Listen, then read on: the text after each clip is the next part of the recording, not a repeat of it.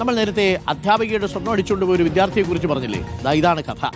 അധ്യാപികയുടെ 27 ലക്ഷം രൂപയും 21 പവൻ സ്വർണവും കൈക്കലാക്കി മുങ്ങിയ പൂർവ്വ വിദ്യാർത്ഥി അറസ്റ്റിൽ. നല്ല വിദ്യാർത്ഥി. മലപ്പുറം തലക്കടത്തൂർ സ്വദേശി ഫിറോസ് ആണ് പിടിയിലായത്. ഫിറോസിന്റെ മുഖം നമുക്കൊന്ന് കാണിക്കാവുന്നതാണ്.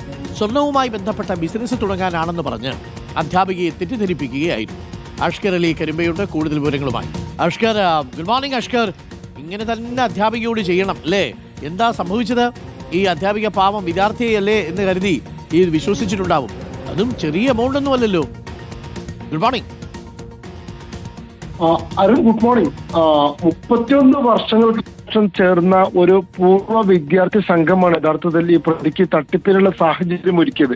1989-90 കാലഘട്ടത്തിലാണ് ഈ പരപ്പനങ്ങാടി സ്വദേശിയായ അധ്യാപിക ഈ ഫിറോസിനെ പഠിപ്പിക്കുന്നത്. പക്ഷേ 31 വർഷത്തിന് ശേഷം ചേർന്ന ഈ പൂർവ്വ വിദ്യാർത്ഥി സംഗമത്തിൽ വെച്ച് വീണ്ടും പരിചയം പുതുക്കുന്നു, അങ്ങനെ വിശ്വാസം നേടിയെടുക്കുന്നു. അങ്ങനെ ഒരു ബിസിനസ്, സ്വർണവുമായി ബന്ധപ്പെട്ട ബിസിനസ് തുടങ്ങാനെന്ന വ്യാജേനയാണ് ആദ്യഘട്ടത്തിൽ ഈ പരപ്പനങ്ങാടി സ്വദേശിയായ അധ്യാപികയിൽ നിന്നും 1 ലക്ഷം രൂപ ഫിറോസ് കൈപ്പറ്റുന്നത്. അതിന് മാസം 4000 രൂപ വെച്ച് ലാഭവിഹിതം നൽകുകയും ചെയ്യുന്നു. പിന്നീട് രണ്ടാമത് വീണ്ടും അതിലധികം തുക ഇയാൾ അധ്യാപകരിൽ നിന്ന് ഏകദേശം 3 ലക്ഷം രൂപ വാങ്ങുകയും മാസം 12,000 രൂപ ലാഭവിഹിതം നൽകുകയും ചെയ്യുന്നു. പിന്നെ ഒരു ഘട്ടത്തിലാണ് ഇയാൾ 27 ലക്ഷം രൂപയോളം ഈ ബിസിനസ് വ്യാപിപ്പിക്കാനാണെന്ന വ്യാജേന, കൂടുതൽ ലാഭവിഹിതം നൽകാമെന്ന വ്യാജേന 27 ലക്ഷം രൂപയോളം ഈ അധ്യാപികയിൽ നിന്ന് കൈപ്പറ്റുന്നത്. പക്ഷെ അതിനുശേഷം പ്രതി മുങ്ങുകയായിരുന്നു.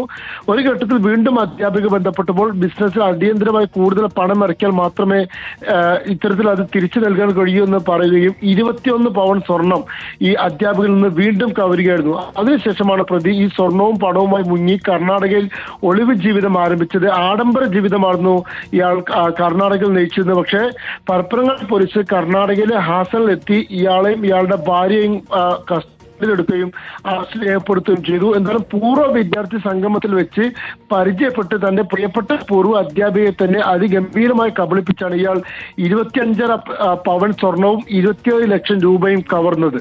അരുൺ,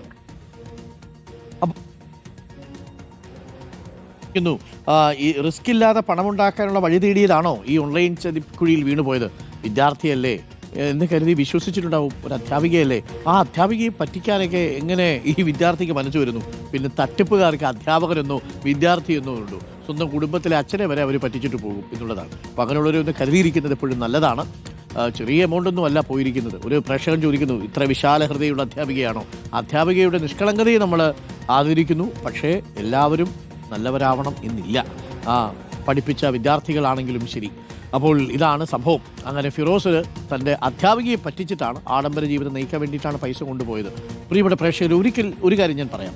നിങ്ങൾക്ക് അർഹതപ്പെട്ടതല്ലാത്ത ഒരു സ്വത്തും നിങ്ങൾ ആഗ്രഹിക്കരുത്. നിങ്ങൾ പെട്ടുപോകുകയും അത് അമിതമായിട്ട് സമ്പത്തുണ്ടാക്കാൻ വേണ്ടി കഷ്ടപ്പെട്ടാലേ ഇതൊക്കെ നിങ്ങൾക്ക് ശാശ്വതമായിട്ട് നിലനിർത്താൻ പറ്റൂ. അല്ലാത്തതെല്ലാം ചതിക്കുഴികളിലൂടെ വരുന്നതായിരിക്കും. ജീവിതകാലം മുഴുവൻ ടെൻഷൻ അടിച്ച് ജീവിക്കേണ്ടി വരും. ആത്മാർത്ഥമായി കഷ്ടപ്പെടൂ, എല്ലുമുറി പണിയെടുക്കൂ, പല്ലുമുറി എത്തി.